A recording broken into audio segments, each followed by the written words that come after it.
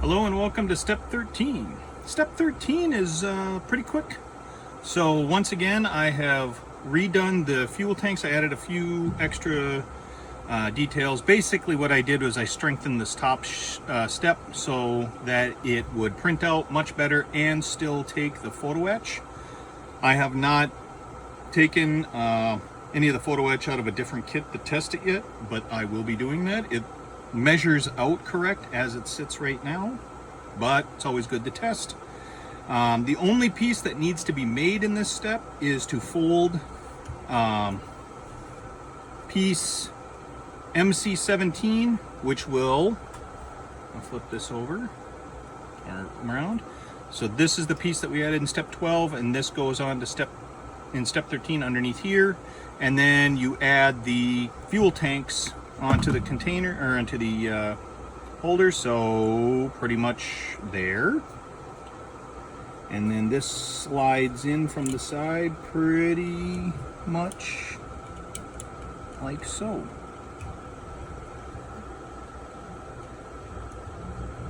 So these tanks that I designed and printed off are pretty much straight drop fit part replacements compared to their counterparts. Nice thing is no seams and the detail is already on them. So with that, I'm going to take my handy dandy little photo etch bender, similar to what I did last time, and fold this up on the long axis using the, in this case, the back end of my forceps. And once again, I will say that I would also have used make sure that it's straight. You can see I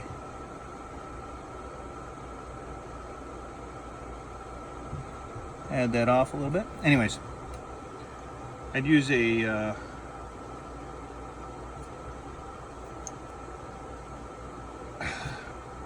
well, I'm at a loss for words for once. Can you believe it?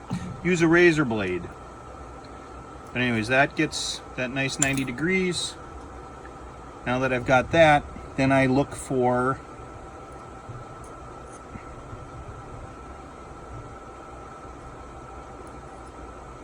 there we go. I want to do the longer angle first on the, and if I can, the outside. But right now, if I put it in, I can do it like that, except I can't go another 90 degrees. And looking at the thickness right there, though, what I can do is I can put the part in like that, and it actually goes right up against the fold line is right pretty much the thickness. So sometimes you can catch a break. Now it's only going to give me about a 45 degree angle rather than a full 90. But now that I've done that and started the bend, and this is a limitation when you have to do these 90 degree bends, I can go back and go with it and finish it up with my forceps. Fold that over.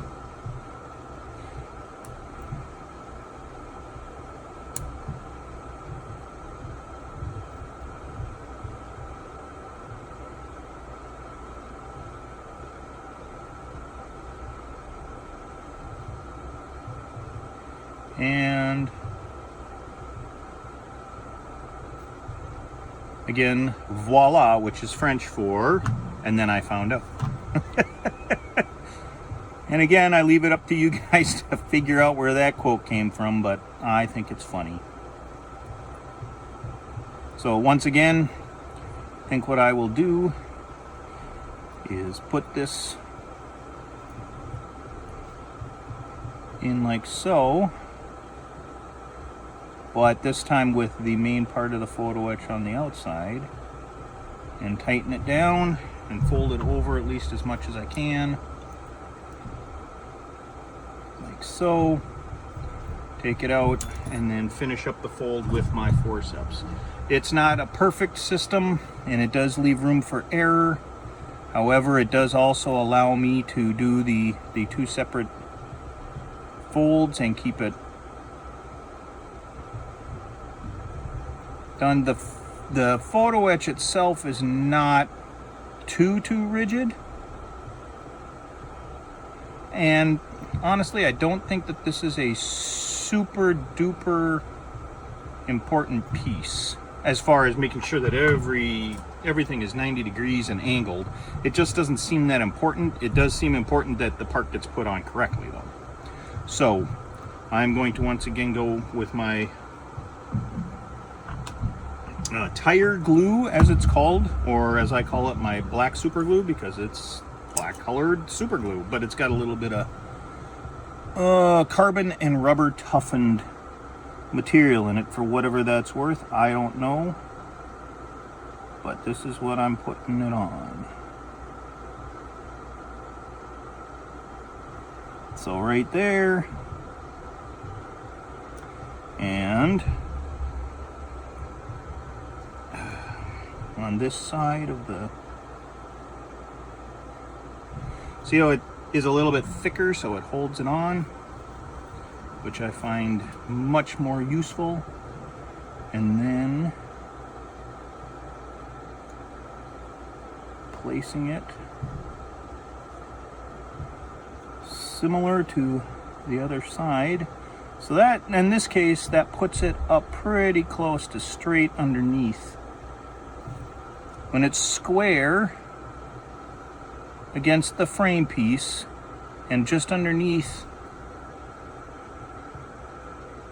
when it's square up against this main frame piece and it's underneath this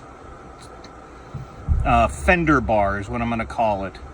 That's about where it is. There's about that much of a gap. This side was closer.